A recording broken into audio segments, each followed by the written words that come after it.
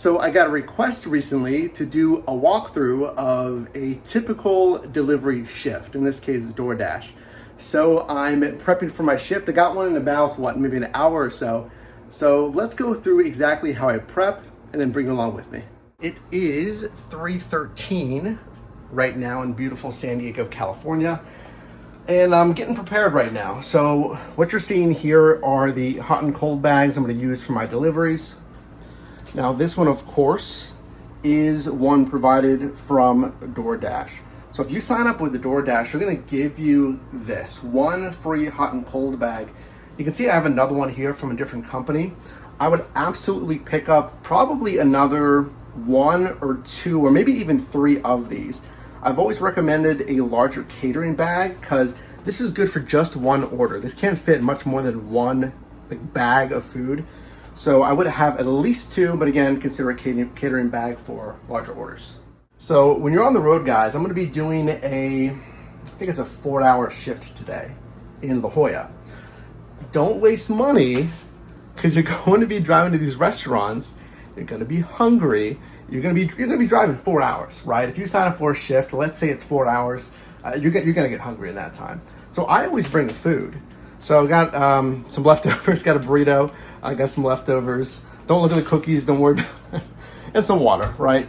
This is great. This is a hydro flask. Stay hydrated out there. But again, don't waste money on fast food when you're on the road. That's really all I need for prep before I go. I'm obviously just getting ready. 2 bags. I have the catering bag in the car and some food. So let's hit the road. All right, first things first, we have enough gas. Secondly, reset your trip odometer. You can see we're at 0 here. That's gonna easily allow me to track my miles for the day because I can write off those business miles. Okay, scorching hot. I'm gonna blast the AC and get up to La Jolla. All right, and we're in La Jolla. And I did make a quick pit stop. I got something here to fuel the shift today. So what I do is I park in a retail center, a lot of restaurants nearby, and you'll see on your DoorDash app, there's certain hotspots within the marketplace that tells you where orders generally come from.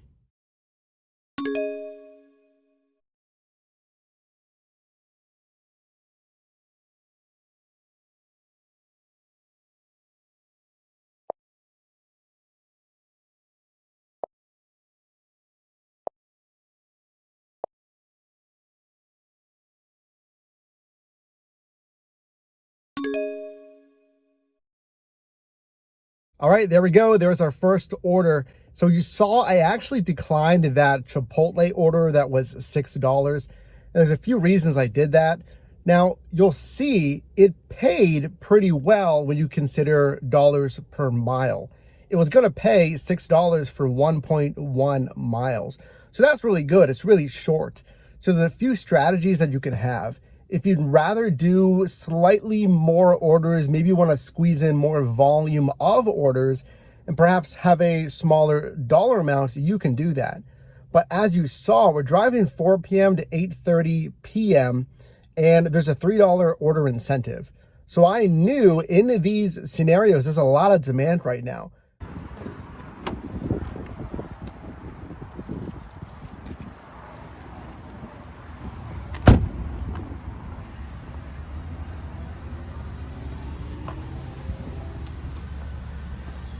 Just arrived. They have a station right here. So all you're gonna do whenever you come in and say, hi, I have a pickup for Janice.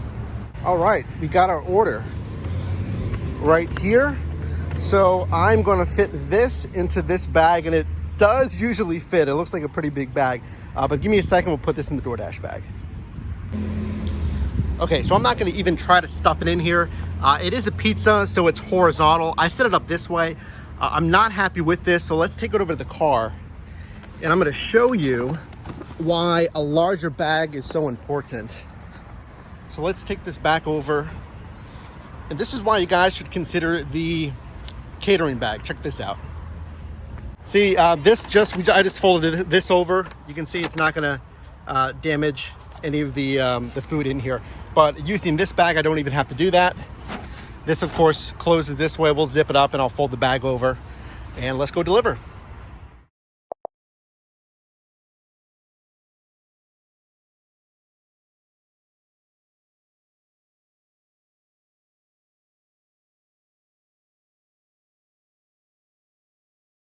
All right, and we're back in the same spot in the La Jolla shopping complex.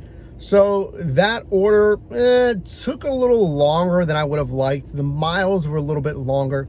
But here's the thing about that. It took what? 8.18 miles, something like that. I'll put it right here. 8.8 miles, let's say. So coming back here, it's another 8 some miles. So let's say 17 miles.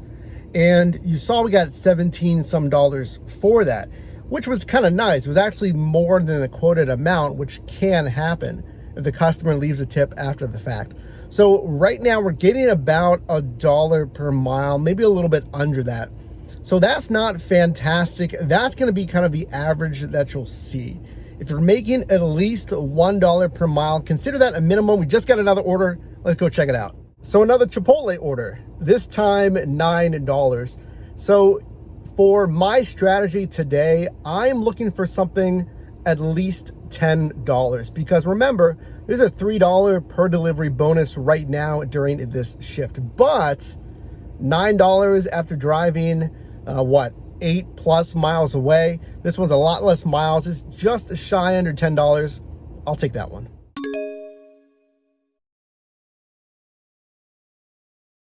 So you may have seen, we basically got a bonus order. That order that came through, it was $10+.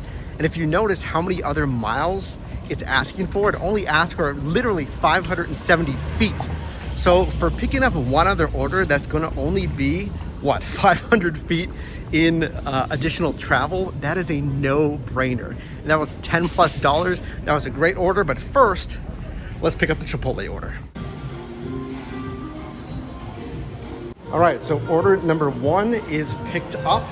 And this is why it's so important to have that second bag, because you'll have scenarios like this where you'll have to pick up another order. So let's go pick up number 2 back to California Pizza Kitchen.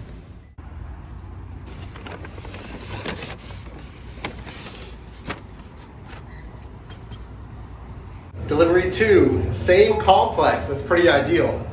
Okay, both deliveries completed. And again, that is an ideal scenario, literally in the same complex. Pretty easy to navigate, so that was great. And we're doing exceptionally well right now. $41, and it's been 1 hour and 20 minutes.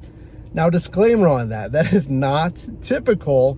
Remember, we're driving on the $3 per delivery bonus, and we've already gotten some great tips.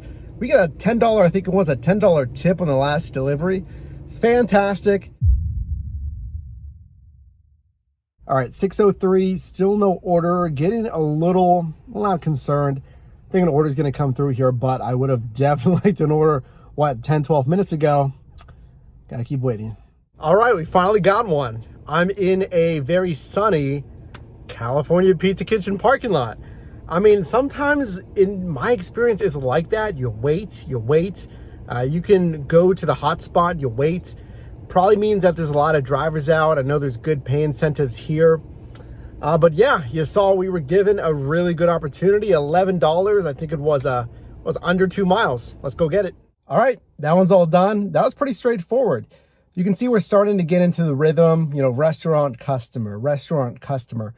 We did have that one stacked delivery where we had 2 customers from the same restaurant. So that was great. So we're at $52 right now. And we're at what? 6:30. So as long as our next order is $8 or higher, we're going to be at $60+ at the 3-hour mark, which is hopefully $20+ per hour in gross revenue. So still doing pretty good. So this one's $8. I took this one because it's super close. You can see the distance is 0.9 miles. The $8 is going to get us within that $20 per hour that we're looking for. So I feel like I can take this one and possibly another one pretty quickly.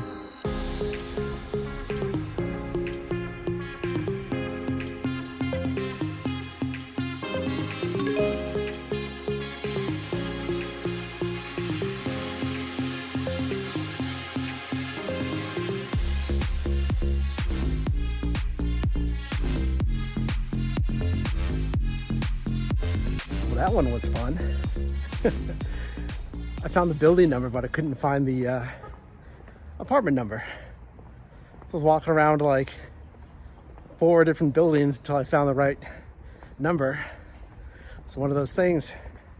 But you saw we got another order. It was a Chipotle order, which was another $10 order, which was great. So let's get going from here and go pick up that order. So we're at, what is it? 70 some dollars at 7:30. So we need another, again, $10 plus order to stay at 80 plus by 8 o'clock. All right, we're losing the light. There's our $10 order. It took a little bit longer than I'd like. It's 8:01 right now. This will put us over the $80 mark. Let's go do the pickup. All right, that's it. I'm back home. It's night. You can't even see me here. So yeah, let's go inside. Let's see how the numbers break down to see how much I really made after expenses. Now let's see if we hit that $20 per hour. Let's do it. So now it's time to go over some of the numbers. First, I'm going to go over some stats, just some numbers on the delivery shift tonight. Second, we're going to review miles and expenses and going over deductions. And lastly, our net profits, actually on paper, what our net profits are after those expense deductions. So number one, just to summarize, this DoorDash delivery shift was 4.5 hours from 4 p.m. Pacific to 8:30 p.m. I did a total of 7 deliveries, and actually, nice enough, all 7 of those deliveries did leave a tip. We got a $3 tip, $3 tip, $2 tip, a $5 tip, a $10 tip, a $3 tip, and a $10 tip. This averages out to a $5.14 average tip. And after all those deliveries, as you saw, I earned a gross revenue of $80.50. For the 4.5 hour shift, this equals a dollars per hour in gross revenue of $17.89. So this did miss our $20 per hour goal. Now, I know I misspoke. I said it was a 4-hour shift. It was a 4.5 hour shift. The big delay of having that 60 minutes or so without an order, that definitely hurt. And then the largest single payout on one order was a $17.50 order from California Pizza Kitchen. Next, let's go over some of the miles and expenses. Let's make a few distinctions here from total miles, commuting miles, and then taxable deductions. First, let's look at the total miles here. First was the miles from my home to Starbucks to my ultimate starting point in La Jolla. That was a total of 15.2 miles. This is what's called commuting miles. I was commuting to an intended place of business. For tax purposes, you can only write off true business miles. Now, yes, I was driving for a business purpose to an expected work location in La Jolla, but I had no intention of doing business while I was driving there. For instance, if you're on Uber or Lyft with rideshare, you are online, you're available and ready for a ride. That's not the case here. I was simply driving, I wasn't online. I couldn't even go online, I had to drive to La Jolla, so these miles are not deductible. Next, let's look at the business miles that are deductible. The total business miles while I'm doing my dashes, my deliveries, those were 57.7 miles. For this year's driving here in 2020, the IRS allocates a deduction of 57.5 cents per mile. So let's take my 57.7 business miles dashing times this deduction rate. And here we can see my total business mile deduction is $33.18. This is a general deduction given to you from the IRS. This is including everything from normal wear and tear on your vehicle, gasoline, and vehicle insurance. There is another option when it comes to taxes, and that's the itemized deduction, where you can go over each receipt for each expense related to the business and take deductions from that. Now, I choose this general business miles deduction. And lastly, when I finished my dash, it was 19 miles back home. Again, those miles aren't deductible as I'm not doing business. So that's a quick breakdown of some of the expenses, some of the numbers. Now let's look at the net profits. We know that my business deduction was $33.18. Let's subtract that from the gross revenue, the $80.50 I earned for this dash. And for tax purposes, that equals $47.32 in taxable income. So there's a few ways to think about these numbers. Some look at these numbers and say, well, hey, you only made $47.32 when it comes to actual taxable income after your expenses. So that's something to consider.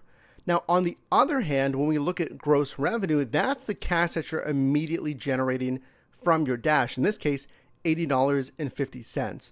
Just keep in mind that yes, it is generating cash flow to you. It's not necessarily net revenue. So for tax purposes, let's take the $47.32 from net revenue and divide that by the 4.5 hours of driving. And on a net revenue basis before taxes, that equals $10.52 per hour.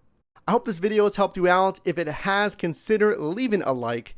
Click or tap the screen now for my most recent video, as well as a video recommended for you, and I'll see you in the next one.